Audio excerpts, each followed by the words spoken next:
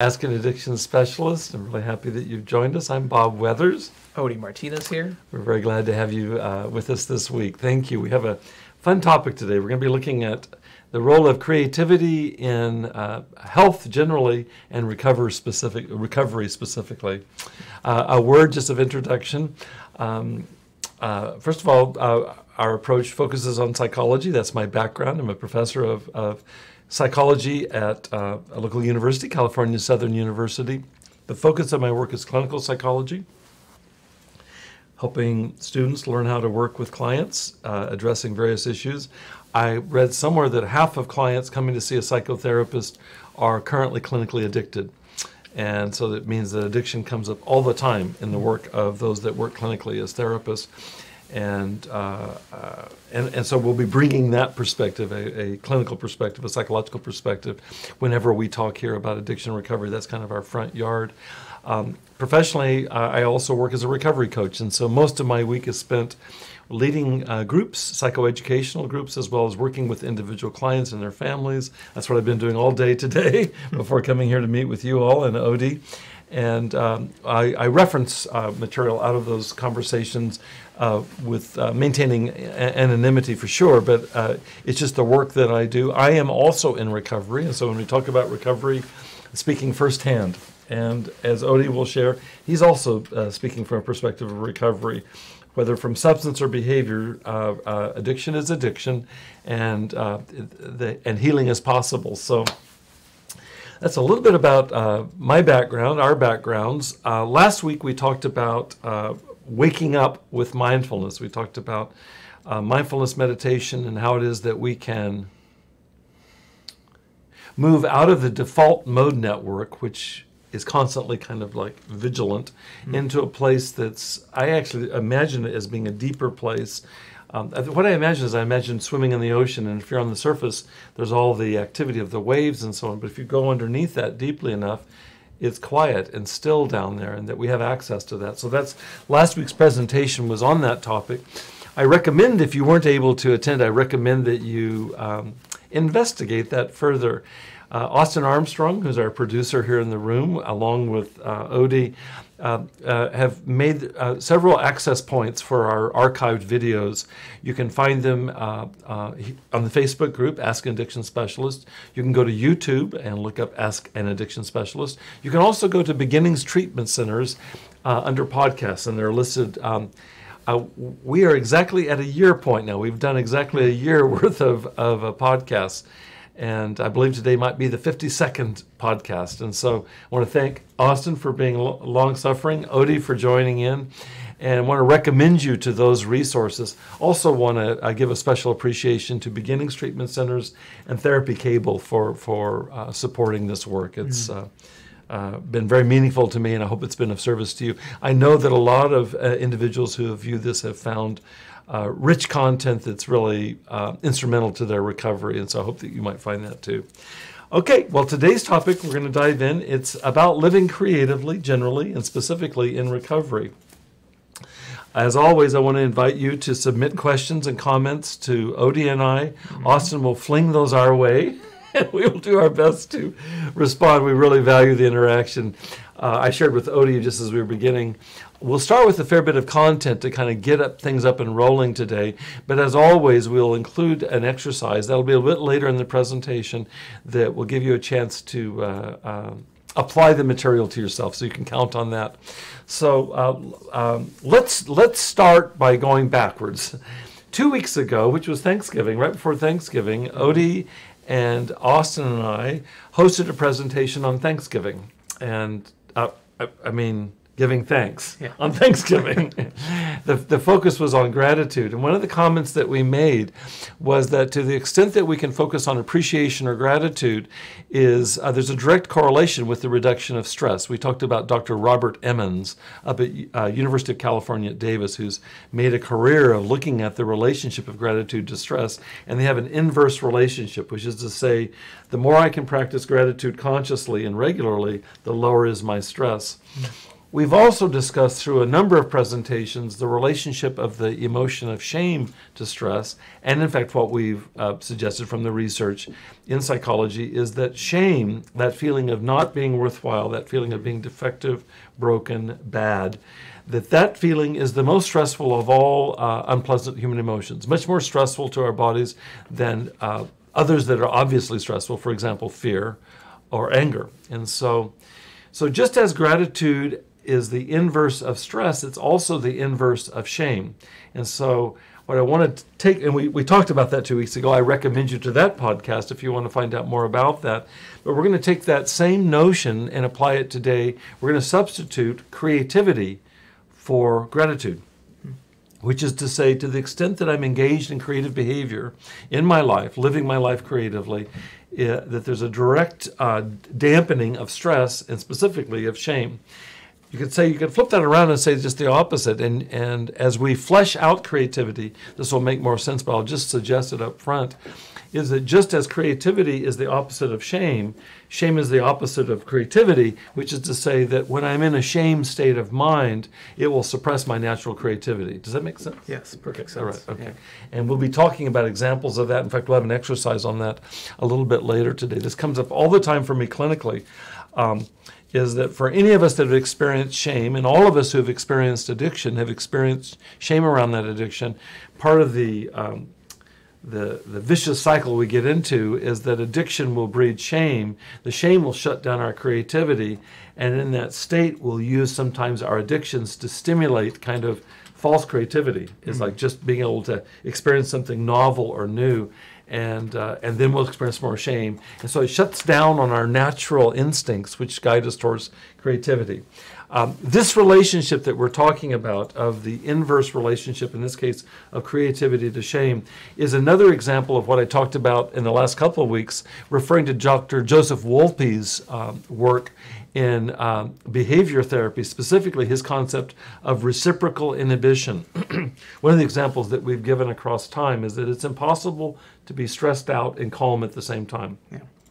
Dr. Wolpe's work back in the 1950s and 60s established this, and he really based his work with fears and phobias and anxiety on this idea, and it's common sense now, but the idea, if I can learn to relax my body, it's going to make it harder and harder for anxiety to take root. And Dr. Wolpe called that inverse relationship reciprocal inhibition. These two things reciprocally inhibit each other. So just as anxiety reduces my calm, calm reduces my anxiety. So let me do everything I can in the realm of self-calming. Well, we're going to substitute creativity today and its relationship to shame. Whatever I can do to begin to stimulate and exercise, cultivate creativity in my personal life will lead to a reduction of shame. And so we have a very practical outcome we're looking at, is the reduction of shame, specifically and more largely the reduction of stress. I have a quick question. Absolutely. So, and I don't know if this is further along in the presentation, but I'll be sure to let you know. Okay. Okay, fire away. So I was just thinking right now how sometimes, well, not sometimes, but most of the time, problem solving involves creativity. Yes, it does. So yes, it does. would Absolutely. you say that since shame is a high indicator of going back into addiction, would you say that the shame kind of hinders our creative problem solving / decision making? It's a good question. I will come to that Okay. in about 5 minutes. Sounds good. And if I don't, you can nudge me. No, I'll come to that because we're going to talk about that in terms of the brain. It's a great question. Okay. It's directly pertinent to something in about 5 minutes. So we'll set that up. I'll remember it. Okay. When we get to the brain, you guys, we're going to address all these questions. Great question. good. Great. Okay. Let's do something before we get to the brain. Let's talk about creativity, just so that we can kind of be on the same page here. So the question is this: what makes anything creative? And I want to refer here to one of the 2 or 3 major experts on creativity in psychology and psychiatry. This is Dr. Albert Rothenberg from Harvard University. He's studied creativity and written about it in a way that is as meaningful to me and as useful, I think, to our conversation as anybody. And so his idea of creativity is very simply this. He gives it he gives a definition of creativity, and I'm going to have to define his term. His term for creativity is homospatial process. And what Dr. Rothenberg means by homospatial process is very simply, it's bringing two things into the same space that don't typically go there. That would be the Bob Weathers translation of homospatial process. And if you think about it, whether it's artistic creativity, the work that you and Austin do in terms of creating something new, it's bringing at least two things together that maybe somebody hasn't thought of quite that way before. About every other week when I come into the studio, Austin has some new development in IT and marketing and so on. He's doing one right now. He's doing one right now. These two guys, I'm trapped here.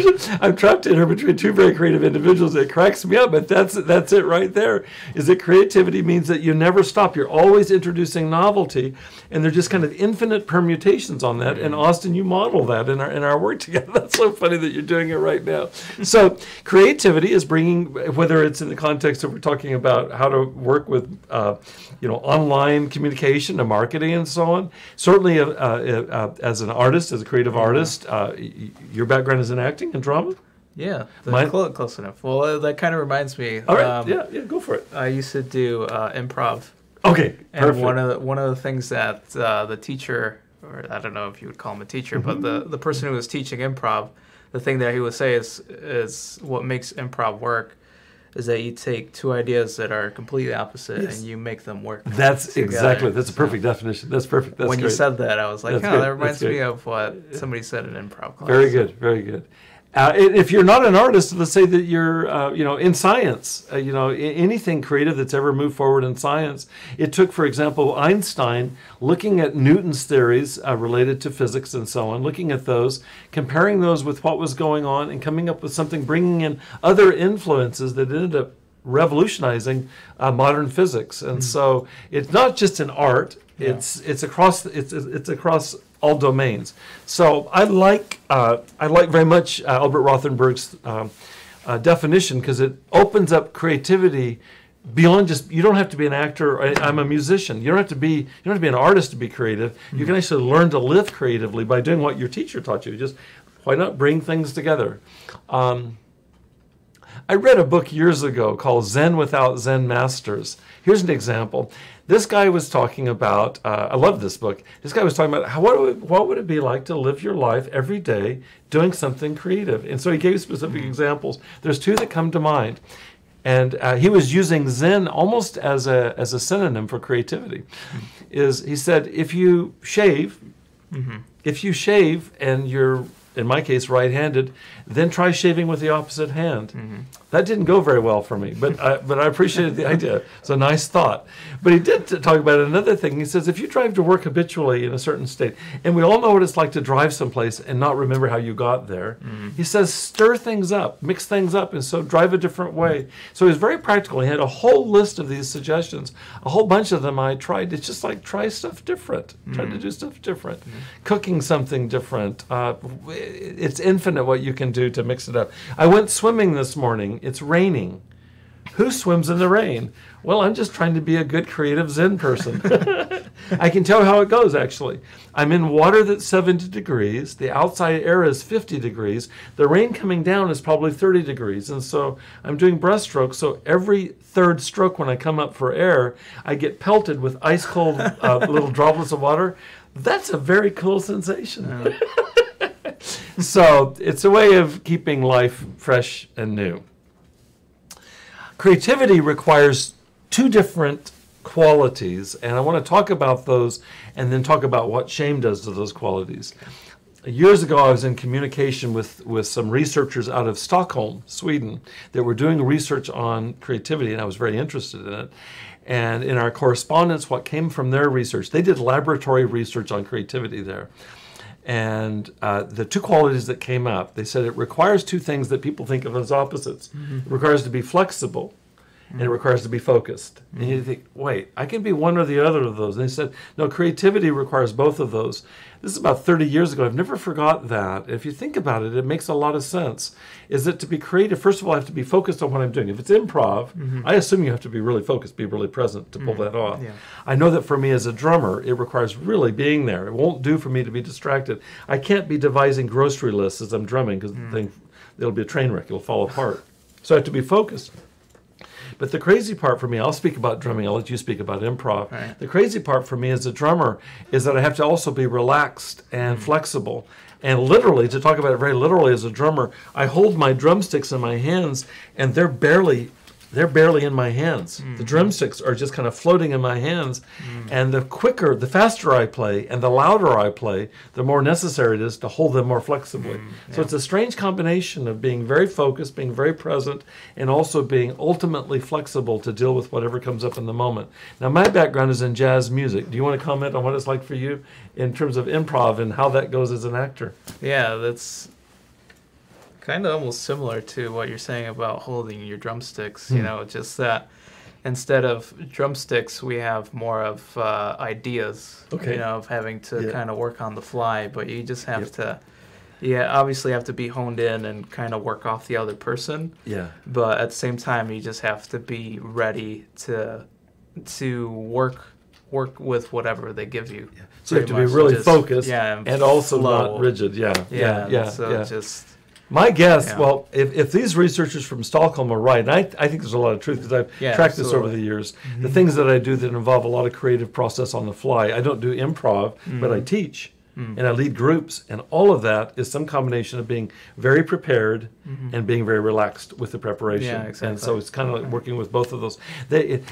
One friend of mine puts it this way, it's like going east on a westbound train. Right. Just this image of, it feels like they're opposites, but they're required. Now let's look at what happens with the opposite of creativity. And we've talked about this. We're looking at creativity in its relationship to shame and saying that those are inversely related. So what does shame do to creativity? Well, as I think about shame, and I've done a fair bit of thinking about shame, shame does a couple of things for sure. It makes us rigid. We've talked about this idea of freeze. It's a freeze response. You don't get much more rigid than frozen. Okay, so it's a rigid response as opposed to flexible. Yeah. And the other thing about shame is it's almost impossible to stay focused on what's in front of me because I'm distracted by all the inner thoughts.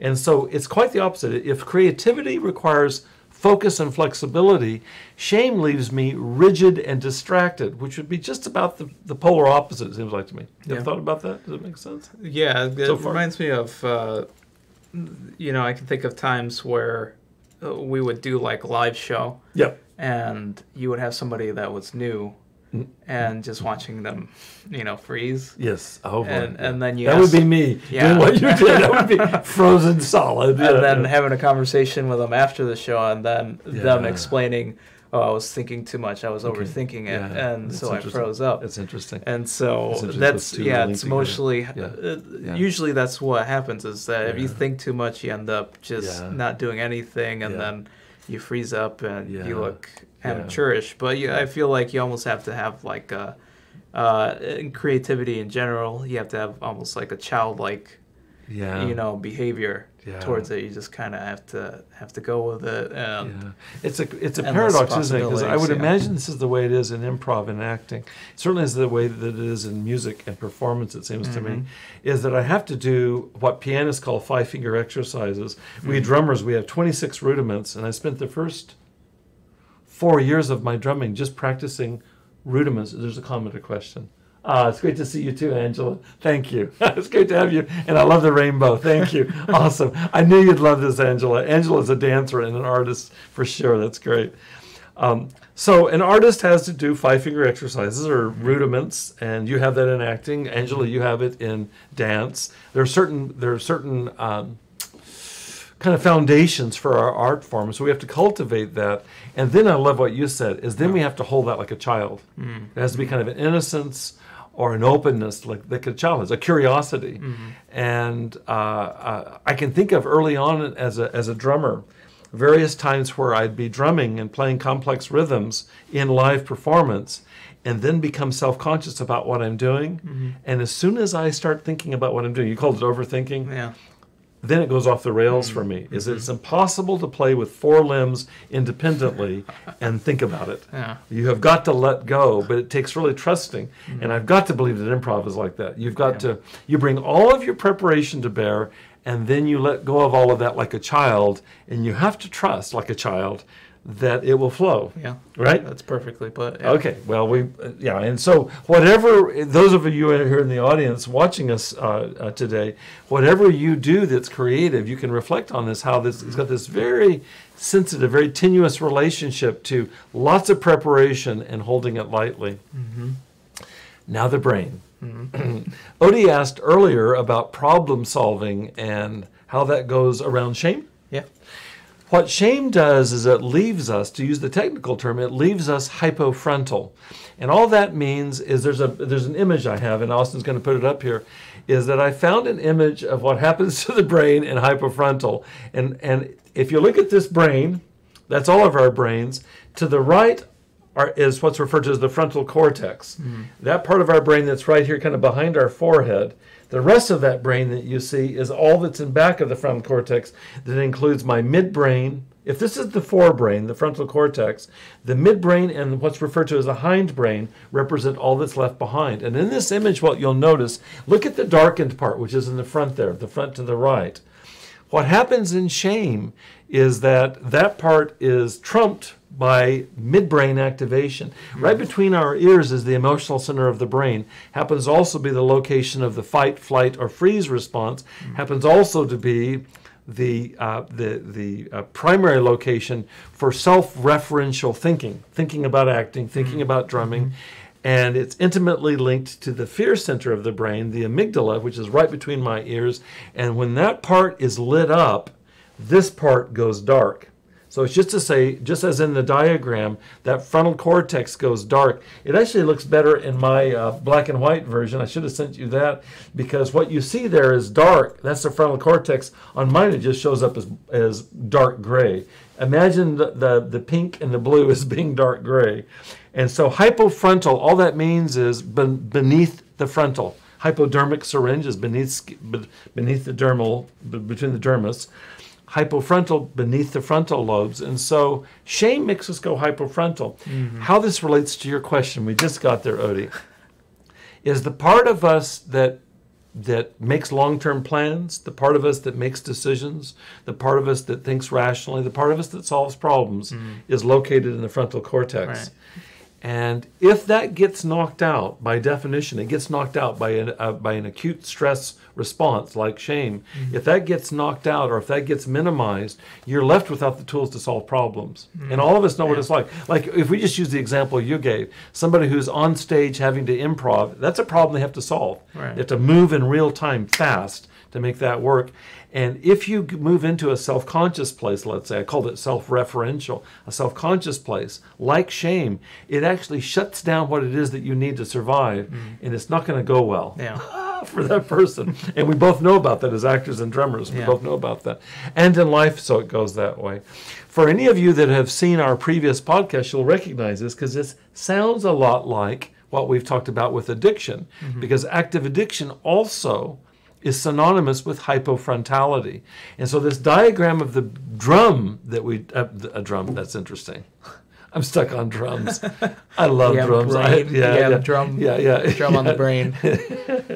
One of my favorite poems is by Carl Sandburg, the great American poet, and it simply, was ever a dream a drum? Was ever a dream a drum? Can a drum be a dream?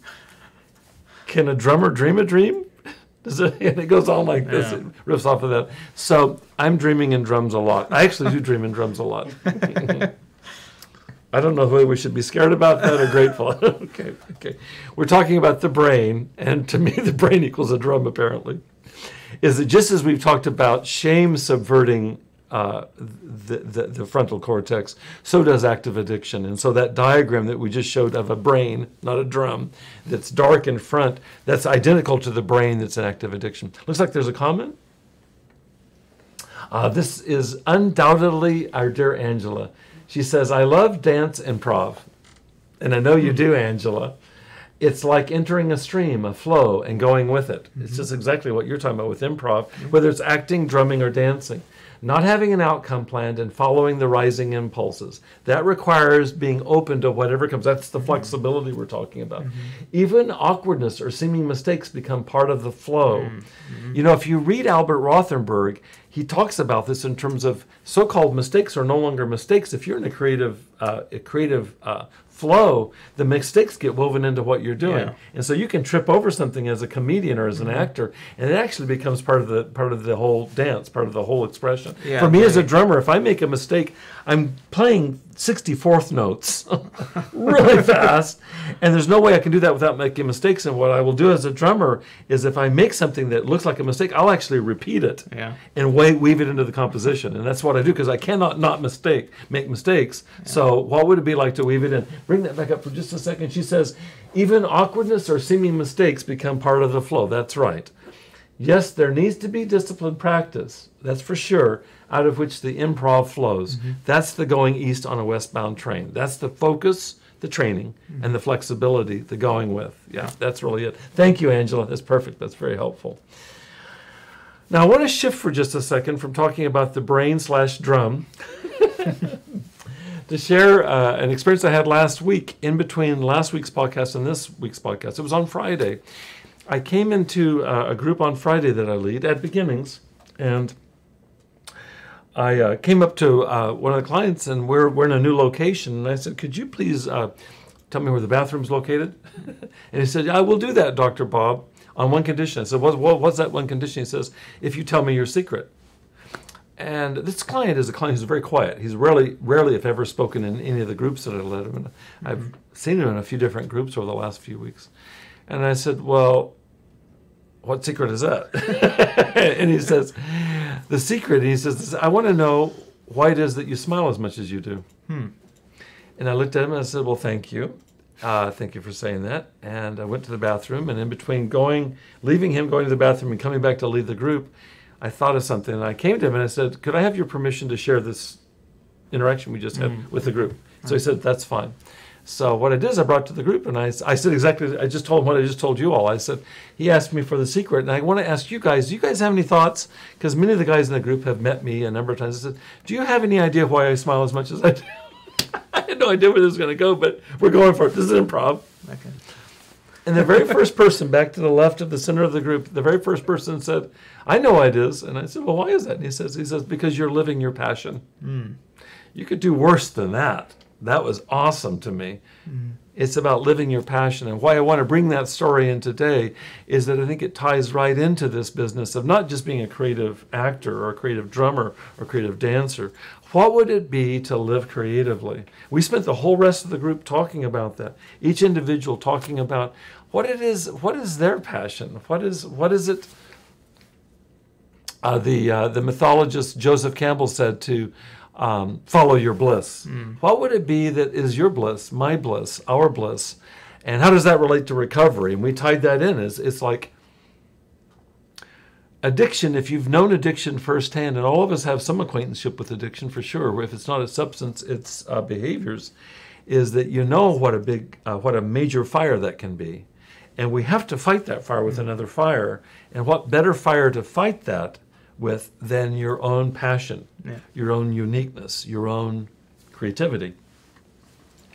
I read a book over the last year. I didn't complete the book. Some books I get about 2/3 of the way through, and I realize I've got the plot, and so I'll set them aside. I don't intend to not come back to them, but I don't come back to them. Or the way that will go oftentimes is 3 or 4 years from now, I'll come back to them, reread the whole book from start to finish. But this book is a tremendous book, and I recommend it to you. I've mentioned it here before on our show. It's written by an individual who teaches business. I think it's at Wharton School of Business in Pennsylvania. Adam Grant, and he's one of these highly recognized and appreciated professors, like top 100 professors in the United States or something. He happens to also be an incredible writer. And this book I recommend to you is just simply called Originals. The subtitle that's small here is How Nonconformists Move the World. And his whole book is about creativity. His whole book is about being you, Odie, and me being me. And that's what he means by nonconformity. Don't be somebody else, be who you are. And so he talks about these people, and he talks about them across different domains, but particularly in the business world, and says, these are the people that succeed, are the people that are originals. Well, I know from our previous conversations here and from my own studies and my own work clinically that what shame does to being an original is it shuts it down. Yeah. And so shame stifles, squashes out creativity, originality. The way that I understand that, for shorthand, is that shame will look at anything that is your uniqueness or my uniqueness, and it will actually judge that as being failure. And I've had plenty of experiences in my life. I'll give you an example. This is an example. This is like a bunch of examples. I've never felt like an ordinary boy growing into manhood, which means I don't feel like an ordinary man. There are ways culturally that there are certain aspects of masculinity or being male that I identify with, but I also carry things that don't really get identified with masculinity in our culture. One of them we're talking about right now, to be really interested in creativity. I'm really interested in standing out and doing my own thing, and not that interested in conformity, and so that's an issue. But another one that's dogged me forever has been I'm sensitive. I'm a highly sensitive male, and that typically is more identified with females than it is with males. Yeah. And by sensitivity, I mean I'm sensitive emotionally, I'm sensitive spiritually, certainly sensitive artistically. I know that if I came to see you do an improv, knowing you and loving you, I'd weep watching you do it. Guys aren't supposed to do that. Okay, I'm just moved by originality. I'm moved by creativity. And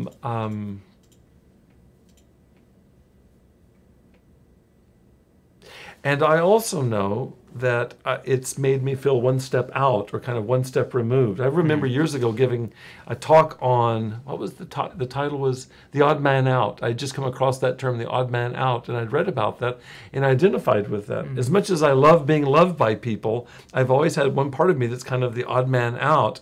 And so sometimes what can come with that, and it's happened to have been in my experience, is I've been judged for that or shamed for that. And so the very thing that would be my originality has been shamed from the outside, or at least questioned from the outside. And then guess what I do is I start doubting it myself. Yeah. And so that shame would look at the very thing that makes me unique. And I would assume the same for you and the same for Austin, the things that make us unique. And the gift of life is having people that mirror that see that value that. Yeah. And thankfully, I've had any number of people that have valued my uniqueness.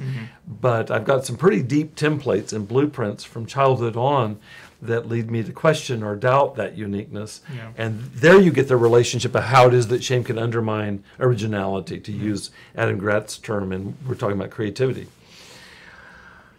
Where does this lead? Well, I have a quote here from an early influence for me. I sometimes tell people that in my family we didn't grow up with a Bible, we grew up with Walden, which was written by Henry David Thoreau. My mom was very much into Thoreau and into Emerson and into the environment. We spent a lot of time hiking as kids. It was the early days of environmentalism. I grew up in this era in the 60s and into the 70s. Our family were card-carrying Sierra Club members, and Thoreau was our Bible. And one of the quotes, one of the ways that Thoreau describes what happens if Odie gives up his uniqueness? What happens if I give up my originality? Well, we live, in Thoreau's terms, we live in these lives of quiet desperation. And there's probably ways that all of us as human beings can identify with ways that we've given up our birthright and are living these lives of quiet desperation. And I think he says quiet because it can be quite subtle, ways that we've given up ourselves. And there'll be this kind of curious sense of having like a nostalgia for being more of who we are, but never quite kind of incarnating it, never quite getting that on board. And if you've ever read Thoreau, specifically Walden, you'll see how he set out to live an original life. And he's quite inspiring this way. Speaking of the Bible, one can turn to the Bible and see any number of stories of biblical heroes and heroines who went against the culture to stand for truth And so the Bible is full of narratives that are very similar to what we're talking about in terms of living one's integrity. Yeah. And that's another way of talking about this. Which brings us to an exercise, and I'd like to invite you all to join Odie and I in this, and we're going to do this, and we're going to see where it goes, okay? Sounds good. The exercise is this. In your own life, we've been talking about giving up one's birthright. How have self-doubt and shame gotten in the way of or obstructed your own personal uniqueness or creativity? I want us to reflect for just a few minutes on that, and then we'll weave back in our responses and weave those into our theme of living a life of abundance, living a life of recovery. And really, when we talk about recovery, what we're talking about is recovering our own uniqueness. Addiction, shame, all eliminate or flatten out our uniqueness, eliminate our creativity. So I want to ask you to reflect with us for just a minute. How have self-doubt and shame obstructed your own personal creativity? We'll give us a minute to locate ourselves with this. If you have a pen and paper, recommend you writing this down, or if you're writing at a computer. Let's you and I think about it for a second and see what we come up with. Okay.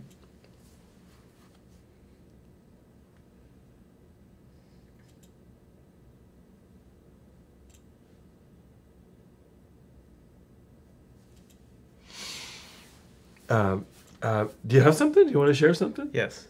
Odie will share, and then Bob will share. And then Austin will share. Because what? I always like to give notice to Austin. Speaking of silent, he's instrumental to our whole show every week. And I wish we could do what they do on some of the talk shows. We could swing the camera around and show you Austin. I don't know how to do that without breaking it. Uh-oh, here we go. Here's Austin. Right on. There's Austin. Thank you. Thank you, Odie. Thank you, Austin. Right on. That's great. See this guy's technical expertise? That's great. All right. Thank you both. Okay, so back to our exercise. Odie. So I was thinking, the first thing that came to mind is this typically actually happens at least once a month. It's a little frustrating, but funny at the same time. So my wife and I will have gatherings that or obligations that we have to attend for family matters.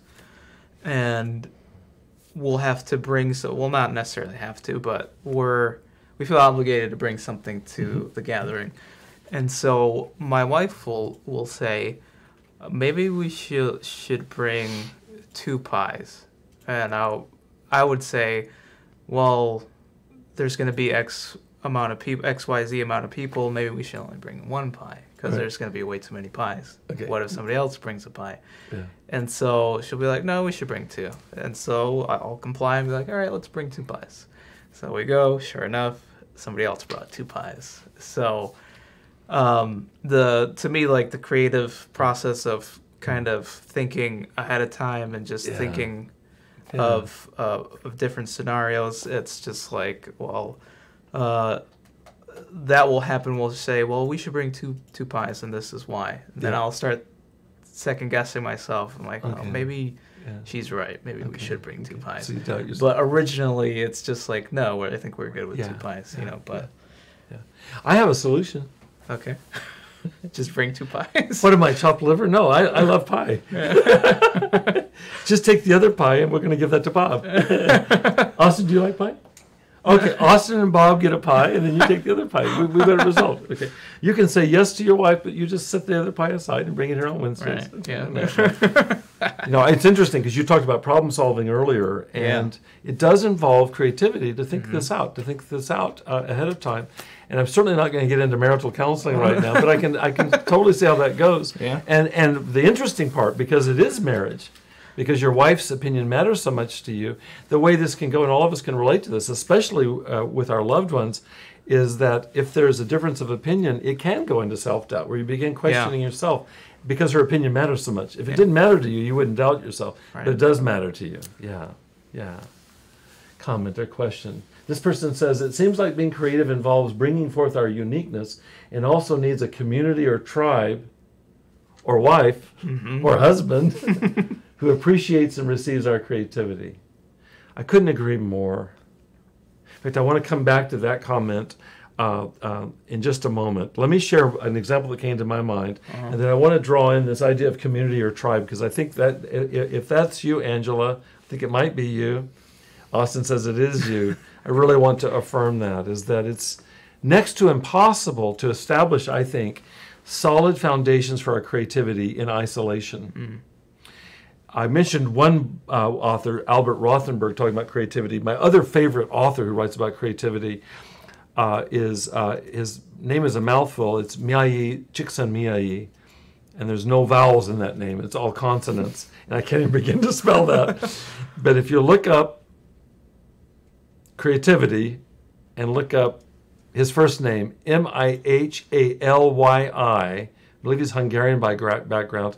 That'll get you towards his last name, which is impossible to spell. But he talks about this. He says the common idea is that creative Odie or creative Bob operate as island. We think that creative artists operate as an island. The fact is, Angela, in sync with what you're saying, creative artists always, always, always, always have people in their lives, oftentimes partners, and then communities that support that. And very rarely does a creative artist operate in isolation. And so it's the opposite of our typically the way that we talk about these pioneers of creativity.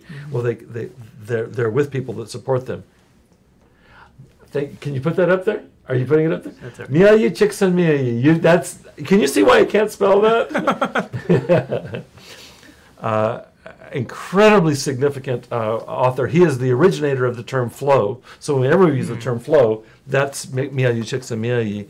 And he's written a book on creativity that is actually my favorite book on creativity, and it's simply called Creativity. Okay. All right.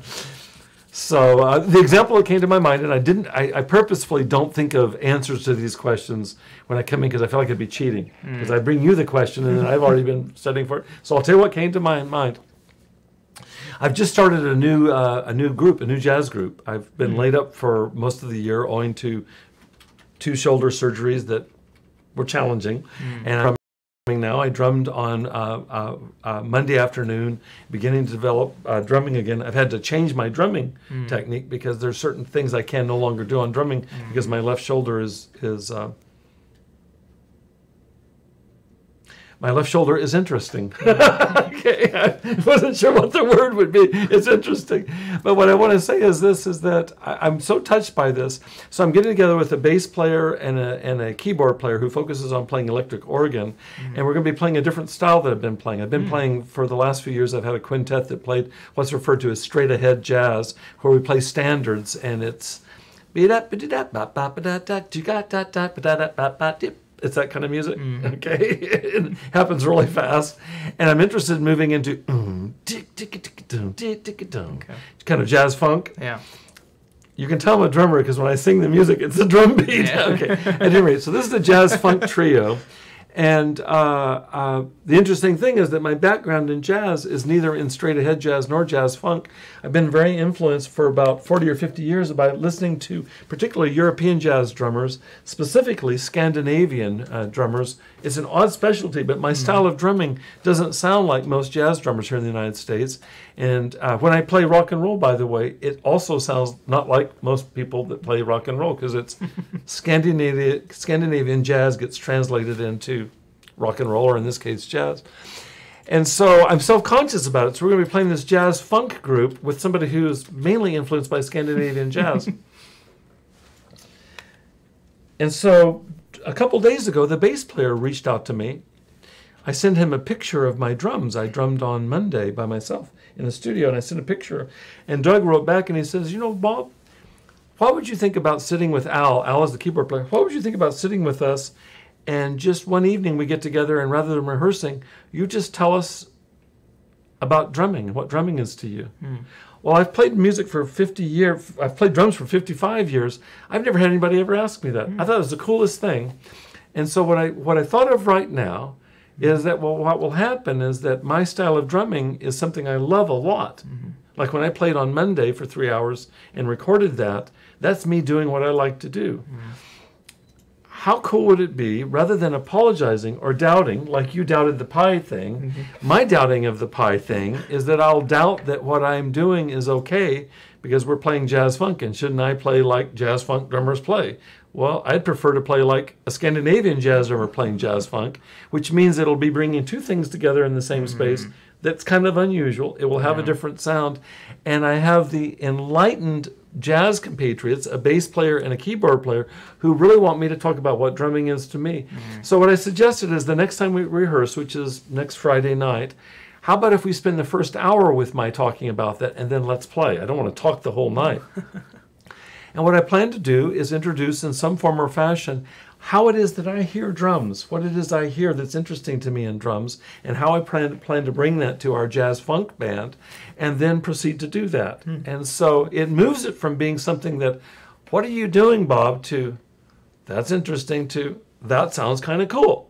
And so so I'm being invited into a non-shaming way of creatively being the drummer I am in a band that doesn't really invite Scandinavian jazz necessarily. Does that make any sense? Yeah. So it's going with one pie.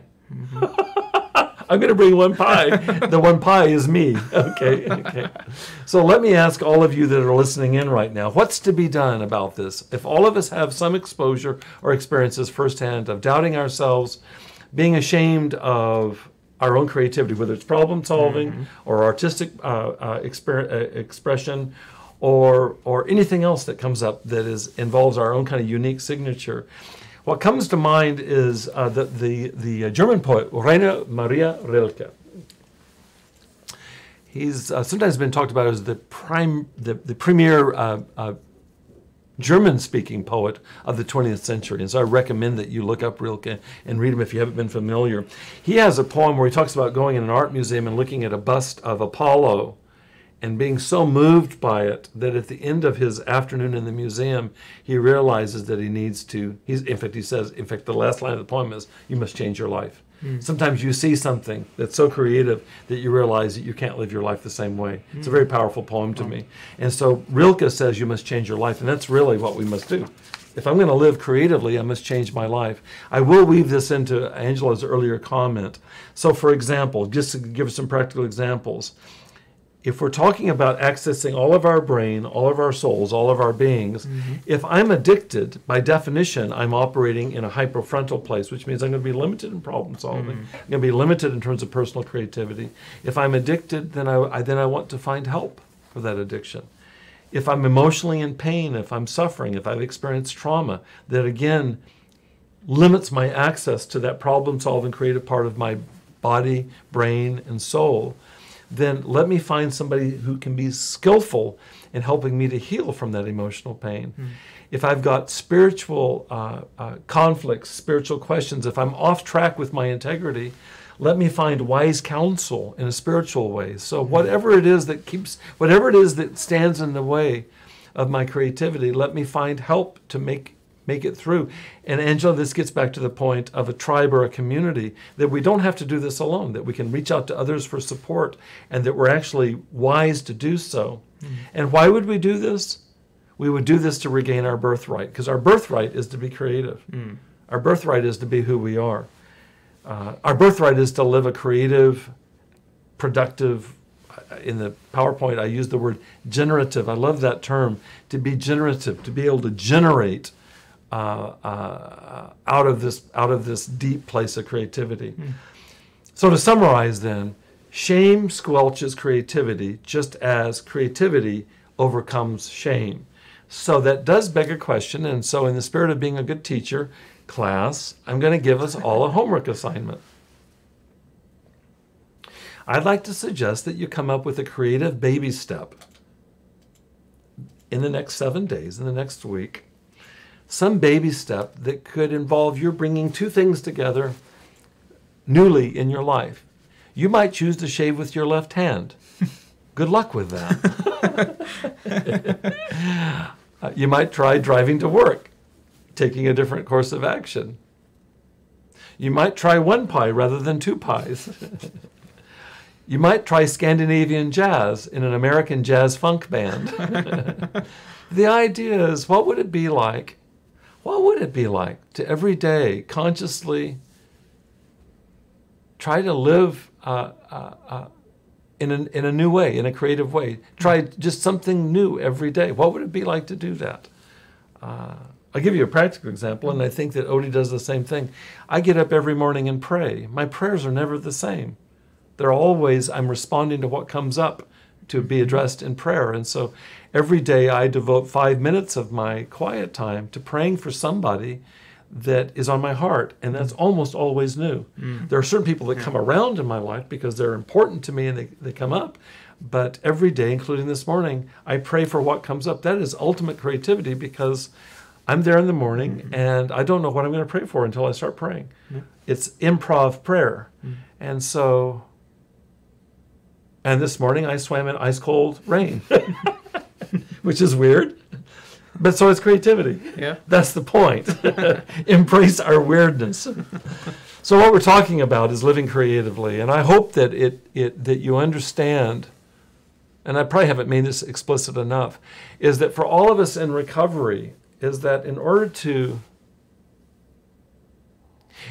overcome addiction, it requires something that's even more than an equal and opposite power. It requires a greater force or a greater power.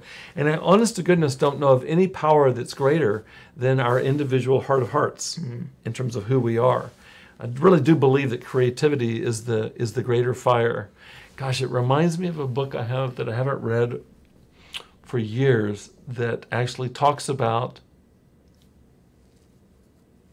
creativity in terms of a crucible of fire. I just remembered that right now. It uses the image of creativity as fire. And that's really what we're talking about, is fighting fire with a greater fire. So I encourage you to experiment. You can, this is as practical as changing one little thing. If you wash dishes with your non-dominant hand. And I wish you luck with that too.